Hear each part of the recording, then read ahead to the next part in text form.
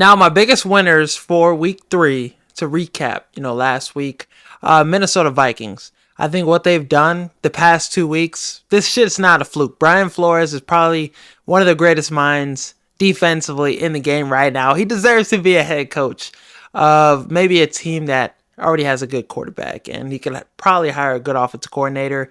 I trust the product he's put out consistently. I mean, with the Dolphins too, they were still a really good team defensively. They could have made the playoffs a couple times. I think Tua just really got in the way of that, and we're seeing, unless you give Tua Mike McDaniel, it doesn't really amount to much. But Brian Flores with his Vikings defense, you got a couple guys that are playing at an elite level. Harrison Smith, Blake Cashman, Jonathan Grenard.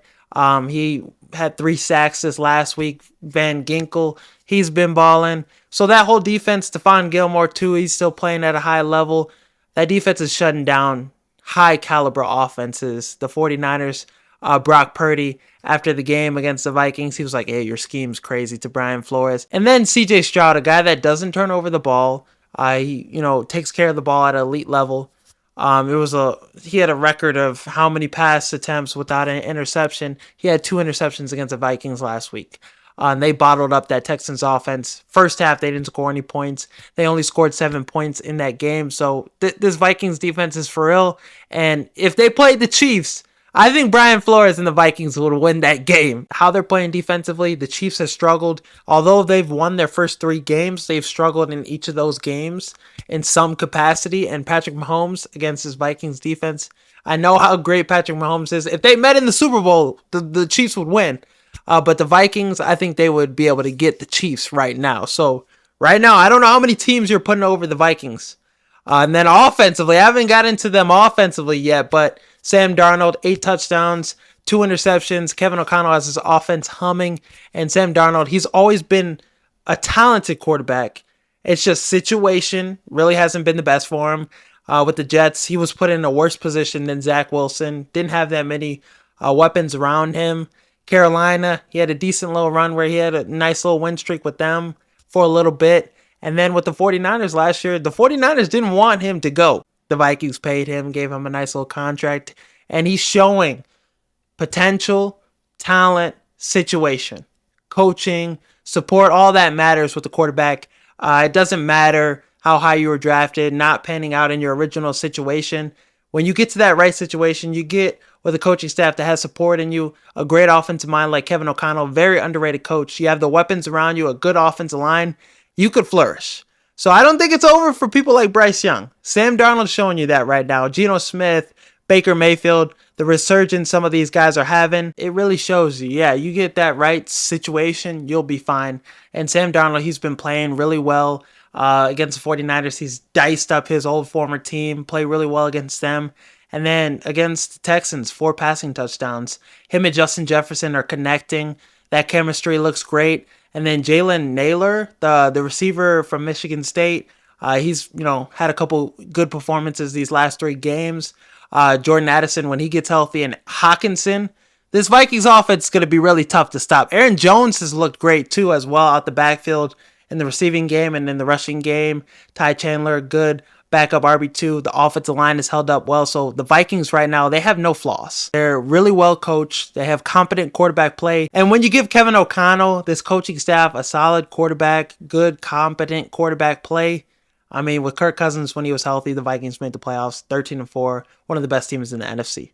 So we're going to see that this year. Sam Darnold, resurgence, his resurrection of his career.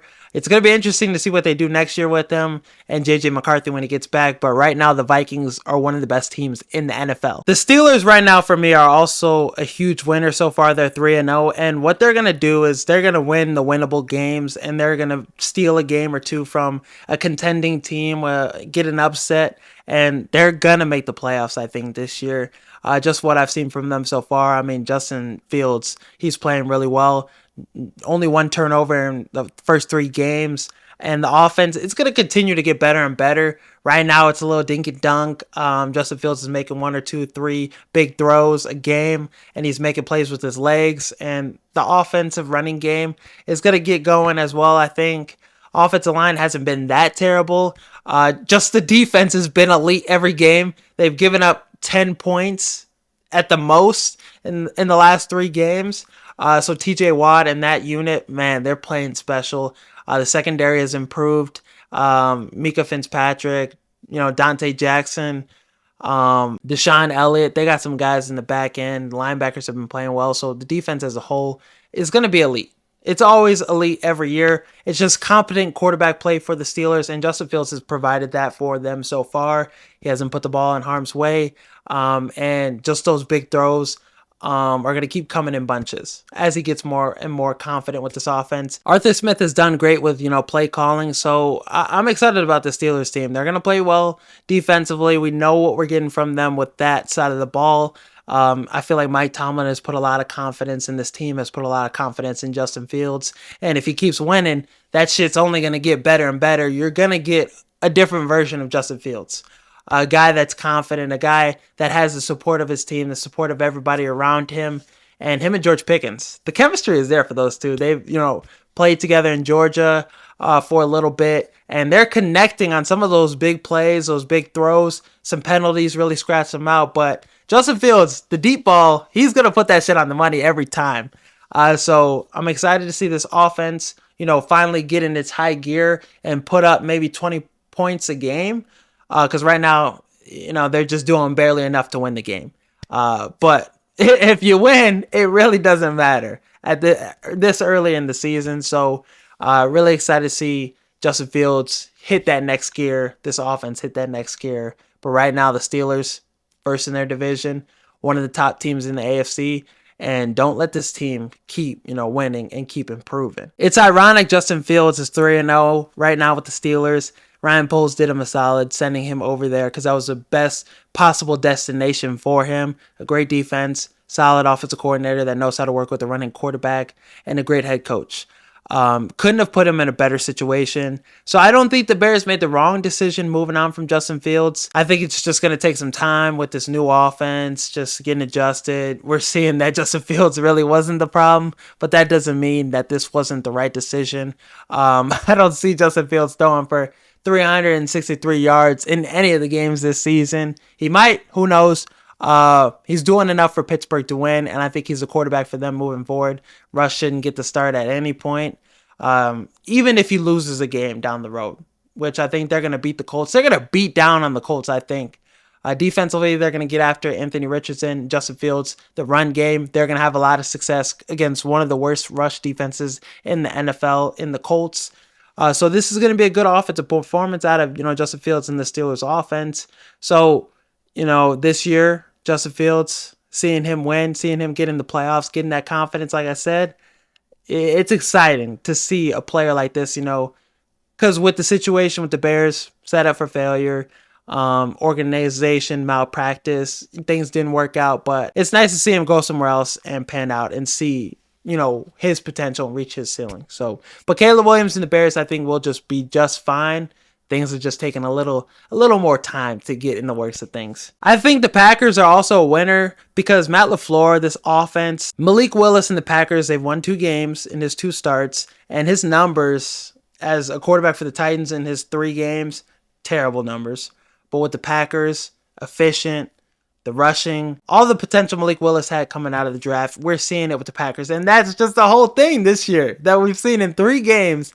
You put a quarterback, no matter what people said about him in his previous spot, he gets with the right coaching staff, a good offensive mind, a good situation.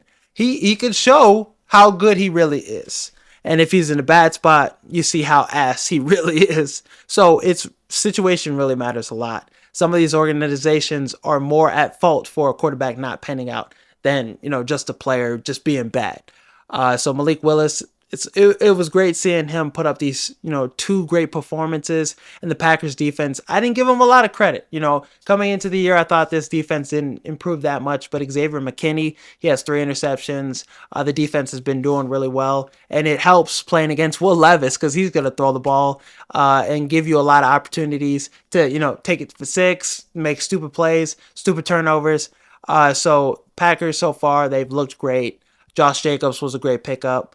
And Jordan Love's coming back, and with him only missing 2 games with that injury, That was a huge break for the Packers. And you won those 2 games in his absence. So the Packers, I feel like this offense is going to get going. Jordan Love's going to be back and he's going to be playing elite. Jaden Reed's going to get back to that performance he had with the Eagles. Christian Watson, all these receivers are healthy. So this offense is going to be pretty scary. And they got a huge test this week against the Vikings. So I don't know what I'm going to take in this one yet. It's going to be a really close game, a great defense against a great offense. Honestly, maybe don't rush Jordan Love out there because he's coming off that knee injury. Allow him to be fully healthy because Minnesota, that defense is nothing to play with, especially not with no injury. So right now, I really like where the Packers are at. Unfortunately, as a Bears fan, they look pretty scary. So does Minnesota. So does the Steelers. The last winner I have for week 3, the Carolina Panthers. Now, they sat Bryce Young. I gave him a lot of flack. I gave him a lot of shit for this. And starting Andy Dalton. Andy Dalton's a veteran quarterback. He's had success in a lot of spots. Not a consistent success after leaving the Bengals. It's been a couple good performances. The Red Rifle with the Saints, he had a couple of decent performances. He's a backup quarterback in this league. But he's been around. He knows offenses. He knows how to get things going in the right direction. So with Carolina, I was expecting things would look a little more crisp.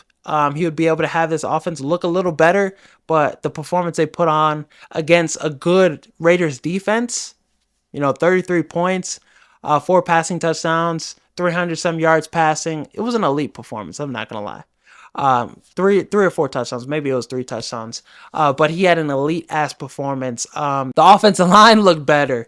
Deontay Johnson, some of the weapons, they had good performances. Chuba Hubbard had a good day. He had a huge day in fantasy. So the offense just did a 360 turn with him in the picture and him behind center. So it didn't look good for Bryce Young, but it looked good for the Panthers.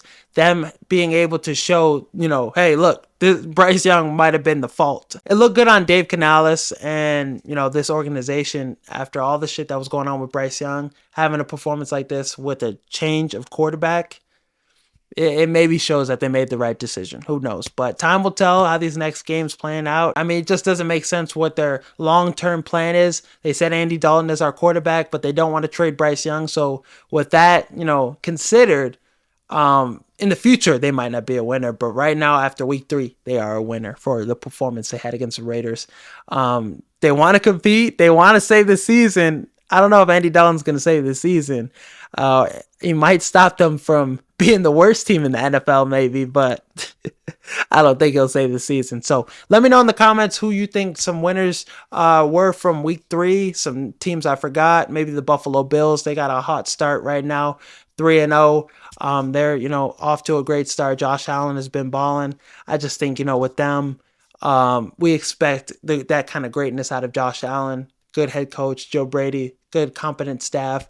They're down some weapons and stuff, but we know what we're getting with them in the first 3 games, and I think the teams they played, not really battle tested. But some other teams, let me know in the comments your thoughts below.